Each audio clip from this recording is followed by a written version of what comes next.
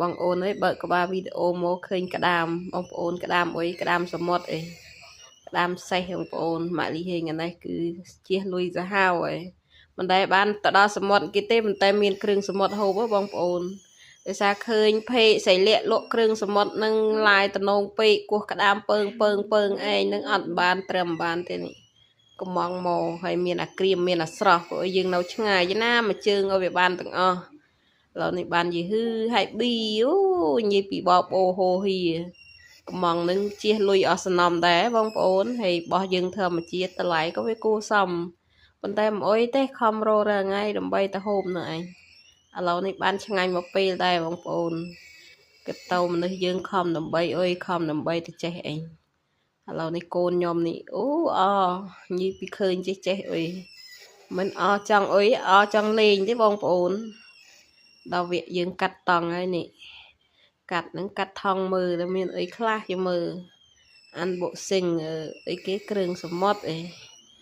អើយឃើញតែក្តាមបងប្អូនអើយទម្រាបគ្នាព្រឹកក្តាមនឹងតាម៉ាន4គីឡូ5គីឡូទេ5គីឡូទាំងអាធំ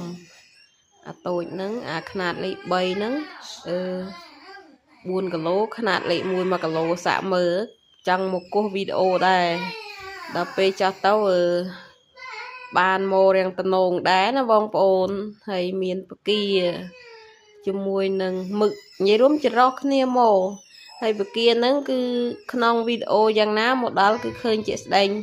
ធំដូចក្នុងវីដេអូប៉ុន្តែមកដល់រៀងអន់បន្តិចដោយសារយើងនៅឆ្ងាយវាក្រដល់បងប្អូនទោះបីជាស្រស់ប៉ុណ្ណាក៏យើងនៅតាមខេត្តវាឆ្ងាយពីនាយដល់អាយមកដល់នេះហើយដែរនៅចង់បាក់កមួយប៉ុន្តែមិនធ្វើទេឲ្យតែបានធម្មជាតិហូបណាមួយយើងបានជួយគាំទ្រផងផលិតផលខ្មែរទៅដល់ណាក៏គាំទ្រដែរម៉ាក់លីហេងដាច់ជើងចោលនិយាយរួមទៅនេះនិយាយពីដូចក្នុងរូបភាពឯងបងប្អូនអើយធំល្អណាស់ប្រប៉ុនមេជើងហើយមានជាមួយនឹងមឹកស្ងួតមឹកនឹងខ្ញុំកំងយកអាស្ងួតតែមកដល់នឹងឈប់ស្ងួតហើយក៏ទឹកអស់ហើយ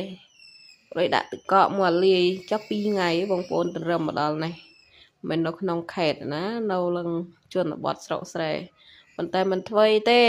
កាត់ពីនាយធ្លាក់ដល់អាយទៅរឹមបានហូបតែដើម្បីឆ្ងាញ់មកពេលបងប្អូនយើងលះបង់តស៊ូញីកំងថ្ងៃកំងតំណងថាមកដល់ហូបឲ្យឆ្ងាញ់តែដល់មានមកដល់គ្រុនអស់មកផ្ទះ